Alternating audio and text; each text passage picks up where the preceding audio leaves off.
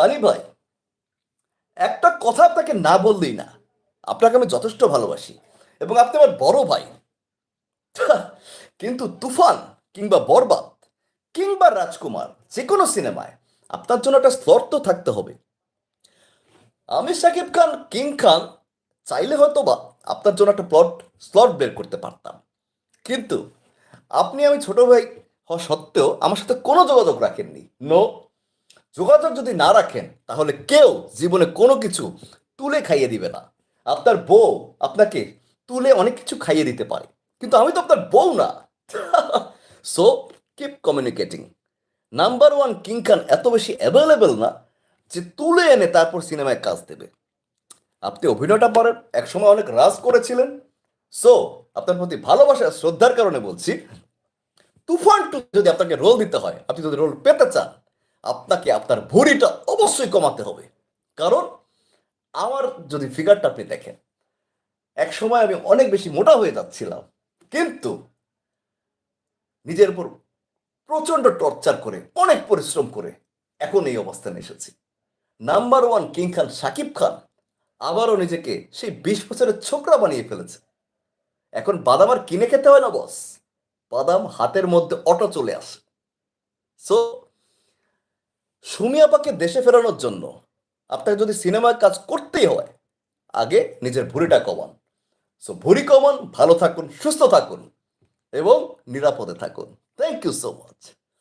আর হ্যাঁ, ঢাকা ক্যাপিটালসের জন্য যারা যারা অনেক বেশি শুভকামনা জানিয়েছিলেন তাদেরকে বলে যাই, এবার হয়নি, কিন্তু এই কিং খান শাকিব খান যেখানে হাত দিয়েছে সেখানে সোনা ফলতে বাধ্য।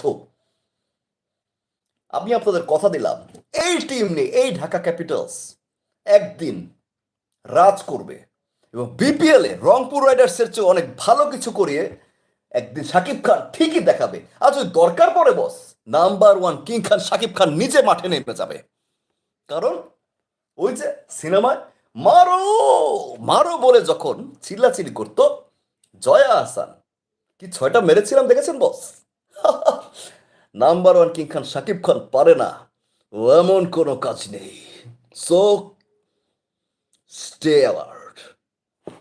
কিং খান শাকিব খান যখন একবার রেগে যাবে, আগ্নেয়গিরি থেকে শুধু অগ্নি না, সারা পৃথিবী বের হবে। যাই হোক, অনেক লম্বা করে বলে ফেলছি। সবাই ভালো থাকবেন, সুস্থ থাকবেন। লাস্টে যারা কমেন্ট করছেন আসসালামু আলাইকুম দিচ্ছেন, রাজ ভাই ওয়ালাইকুম আসসালাম, আলহামদুলিল্লাহ ভালো আছে, আপনি কেমন আছেন? সো লাস্টে যারা ছিলেন লাস্ট পর্যন্ত সবাইকে অনেক বেশি ভালোবাসা, অনেক বেশি শ্রদ্ধা। আমার সাথে থাকবেন ফেসবুক এবং ইউটিউবে দুই জায়গায় সেম নামে, এবং হুদাই ঘড়ি ইউটিউব চ্যানেল এবং ফেসবুক পেজও আপনারা ফলো এবং সাবস্ক্রাইব করে দেবেন, which is my blogging page এবং চ্যানেল। সো আপাতত গুড বাই, টাটা, আল্লাহ হাফেজ। অনেকক্ষণ ছিলাম, আবার দেখাবো ইনশাল্লাহ। এই সপ্তাহে একটু ব্যস্ত থাকবো, পরবর্তীতে আবার রেগুলার হয়ে যাবো ইনশাল্লাহ। আর লেটেস্ট যে ভিডিওগুলো দিচ্ছি, আজকে রিয়া হ্যাপি আজমের ভিডিও গেছে একটা, দেখবেন, মজা পাবেন ইনশাল্লাহ। সো আমাকে সাজেশন দিবেন মেসেজে যে আমি কী ধরনের ভিডিও করতে পারি, কোনটা করলে ভালো হয়, এবং দরকারি কোনো লিঙ্ক যদি থাকে কোনো বিষয়ের যেটা দেখে আমি ভিডিও বানাইতে পারবো, প্লিজ আমাকে মেসেজে জানাবেন, ইনবক্সে। সো আপাতত গুড বাই, আল্লাহ হাফেজ, আসসালামু আলাইকুম, সবাই ভালো থাকবেন। আবার দেখা হবে। দেলোয়ার জান ঝন্টু সাহেবের মিমিক্রি চাই বস, একটাতে করছিলাম কিন্তু না। ওকে, আবার আনবো। আসলে অনেক কিছু, অনেক টপিক এখন আসলে ইধার উধার হয়ে গেছে মামুন ভাই, দেশ পরিবর্তনের পরে। So anyway, we are trying. ভালো থাকবেন সবাই, সুস্থ থাকবেন, আবার দেখা হবে ইনশাল্লাহ পরবর্তী লাইভে, এবং পরবর্তী ভিডিওর জন্য অপেক্ষা করেন। টাটা।